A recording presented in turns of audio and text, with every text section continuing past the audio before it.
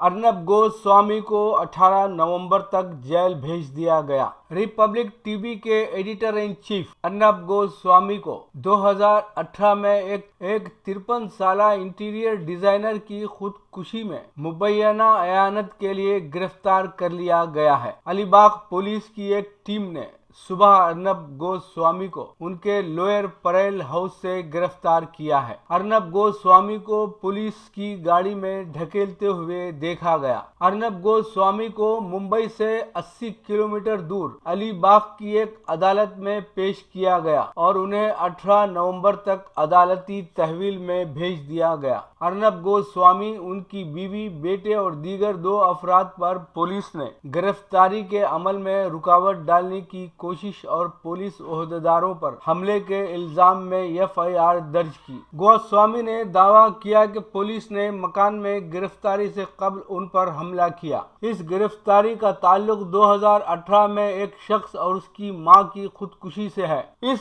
गिरफ्तारी का ताल्लुक 2018 में एक शख्स और उसकी मां की खुदकुशी से है। ओहदेदार ने बताया कि हमारे पास अर्नब गोस्वामी के खिलाफ सबूत मौजूद हैं। ओहदेदार ने बताया कि जब हमने गोस्वामी की बीवी को गिरफ्तारी के बारे में इतला दी तो उन्होंने कागज फाड़ दिया। जैसे ही अर्नब गोस्वामी को लेकर पुलिस की गाड़ी अलीबाग पहुंची, उन्हें एक मुकामी अदालत में पेश किया गया, जिसने पुलिस को हिदायत दी कि उन्हें तिब्बी मुआयने के लिए सरकारी अस्पताल ले जाया जाए। महाराष्ट्र के वजीर दाखिला अनिल देशमुख ने इस साल मई के महीने में ऐलान किया था कि उन्होंने आर्किटेक्ट अन्वय नायक की बेटी अदनिया नायक की शिकायत पर एक केस की तहकीकात का हुक्म दिया है। पुलिस ने बताया कि सुसाइड नोट में आर्किटेक्ट अन्वय नायक ने, जो कॉन्कॉर्ड डिजाइनर प्राइवेट लिमिटेड के मालिक थे, दावा किया था कि वो अर्नब गोस्वामी और दूसरी कंपनियों स्मार्ट वर्क्स और स्काई मीडिया के मालिकान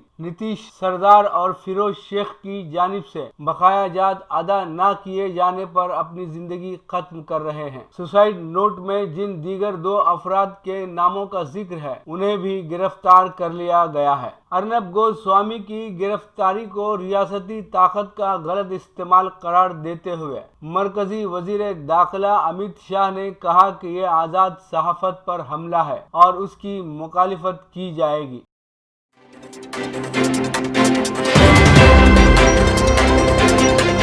अमेरिका में गुज़िश्ता हफ्ते 61,000 से ज़ायद बच्चे कोरोना का शिकार। अमेरिका में आलमी वबा कोरोना वायरस के फैलाव के बाद से अब तक गुज़िश्ता हफ्ते सबसे ज्यादा बच्चे कोरोना वायरस का शिकार हुए हैं। इत्तलाआत के मुताबिक अमेरिकन एकेडमी ऑफ पीडियाट्रिक्स और चिल्ड्रंस हॉस्पिटल एसोसिएशन की हालिया रिपोर्ट में बताया गया है कि अमेरिका में अब तक 8,50,000 बच्चे कोरोना वायरस में मुब्तला हुए।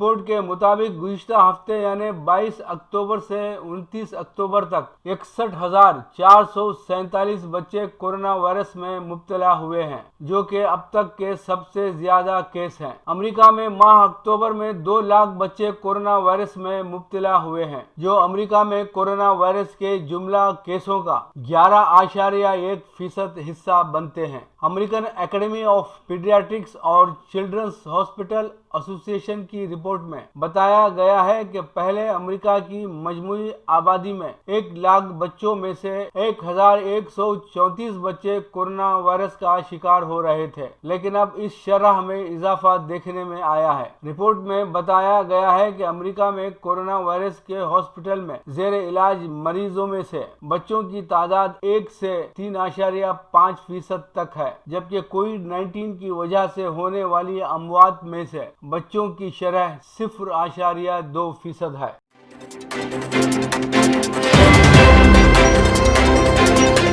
अरब लीग अपना मकसद वजूद खो चुकी है। ट्यूनिस के साबिक सदर अल मर्जुकी ने कहा है कि इसराइल के हवाले से देरीना उसूली मौकूफ तर्क करके अरब लीग अपना मकसद वजूद खो चुकी है। बाज़ अरब ममालिक के हुक्मरानों ने इसराइल के साथ ताल्लुकात मामूल पर लाने की मुहिम शुरू की है, मगर उन मुल्कों के अवाम ने अपने हुक्मरानों का फैसला मुस्तरद कर दिया है। अरब लीग के रुकन ममालिक ने फलस्तीनी कौम के बुनियादी हुकूक और उसूलों की नफी करके فلسطینیوں کے جذبات کو ٹھیس پہنچائی ہے۔ فلسطینیوں کو یہ توقع نہیں تھی کہ عرب ممالک فلسطین جیسے انتہائی حساس اور عرب دنیا کے اہم ترین حل طلب مسئلے کو اس طرح فراموش کریں گے۔ قضیہ فلسطین جس مشکل دور سے گزر رہا ہے، ماضی میں اس کی مثال نہیں ملتی۔ آج عرب دنیا مختلف نظریاتی گروپوں میں منقسم ہے اور انہوں نے عرب اقوام کے جذبات کا بھی احترام نہیں کیا ہے۔ عرب ممالک نے جتنا نقصان اسرائیل کو تسلیم کر کے قضیہ فلسطین کو پہنچایا ہے، 90 سال میں ایسا نہیں ہو سکا۔ عرب ممالک اندرونی طور پر اس وقت خلفشار اور ٹوٹ پھوٹ کا شکار ہیں۔ عرب حکمرانوں کو اپنے اقتدار کی بقا کے لیے امریکہ کی مدد اور اسرائیل کا سہارا لینا پڑ رہا ہے۔ عرب ممالک اگر قضیہ فلسطین جیسے اہم ترین مسئلے کو فراموش کر سکتے ہیں تو وہ کس منہ سے فلسطینیوں کے حقوق کی بات کرتے ہیں؟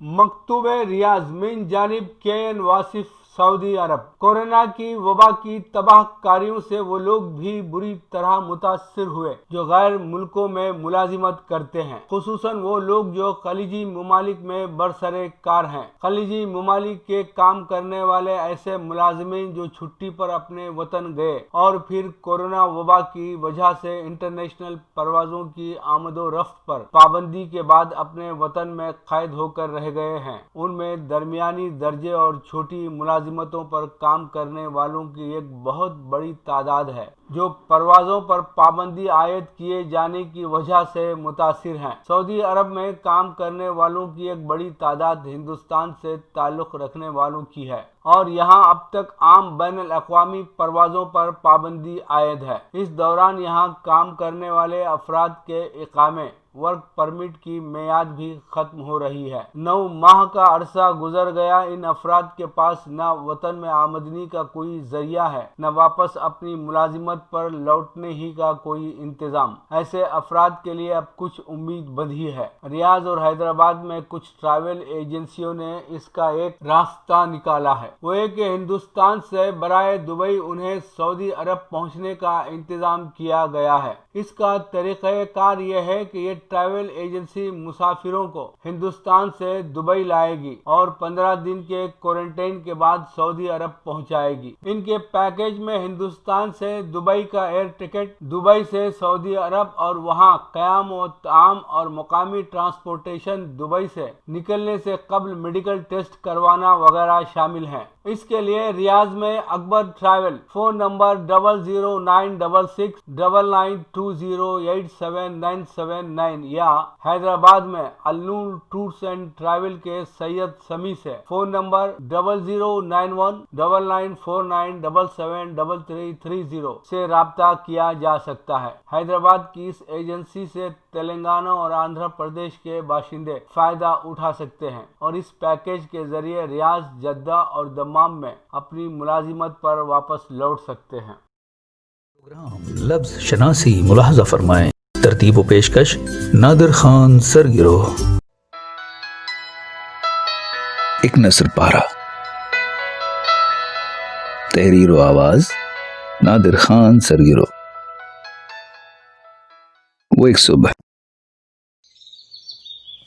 صبح اٹھوں کہ نیند کا خمار نہ ہو، شب کے خوابوں کے ذہن پر آثار نہ ہو، بس ایک انگڑائی میں ٹوٹ جائے تھکن کی زنجیر کی ایک ایک کڑی، ملگجی صبح کے جالی دار پردے میں باد صبا لہراتی ٹھلاتی آئے اور میرے احساس کو چھو کر یوں گزرے کہ روح کو مسرور کر دے۔ ہوا کی سرد لہر چہرے کو تھپتھپائے، ناز اٹھائے، بالوں میں سرسرائے، لٹوں کو چھیڑ کر پریشاں کر دے اور میں بازوؤں کو سمیٹ کر خود بھی سمٹ کر رات کی لمحہ لمحہ ماند پڑتی سیاہی کو دیکھوں، پھر افق سے سر اٹھاتے سورج کو درجہ بدرجہ بلند ہوتے دیکھوں، سنہری نرم و نازک کرنوں سے دھیرے دھیرے پھیلتے اس اجالے میں ہر منظر سہانا لگے، ہر چہرہ شاداں و فرحاں لگے، کوئی بھی کچھ بھی برا نہ لگے۔ उस सुबह मुझे शाम का इंतजार न रहे, मुझको किसी से, किसी को मुझसे कोई काम न रहे, कोई वादा कोई इल्तिजाम न हो, कल पर टाला हुआ कल का कोई काम न हो। वो सुबह कुछ देर मेरे साथ रहे, दोपहर से मिलने को बेकरार न हो। बस एक सुबह ऐसी आए, हाँ वो सुबह कभी तो आए। नाज़रीन, कहकहा तबीयत को तरो ताज़ा कर देता है, तो आइए कहकहा लगाते हैं। एक बड़ी भी एक नामवर हकीम साहब के पास इलाज कराने जाती थी। मुसलसिल 1 साल तक इलाज चलता रहा, लेकिन कोई इफ़ाक़ा नहीं हुआ। तो एक दिन हकीम साहब के पास पहुंची और कहने लगी, हकीम साहब 1 साल हो गया है, मुसलसिल दवा खाए जा रही हूँ, लेकिन बीमारी है कि जाती नहीं। हकीम साहब बोले, बड़ी भी इस उम्र में बीमारी जाने के लिए नहीं, ले जाने के लिए आती है।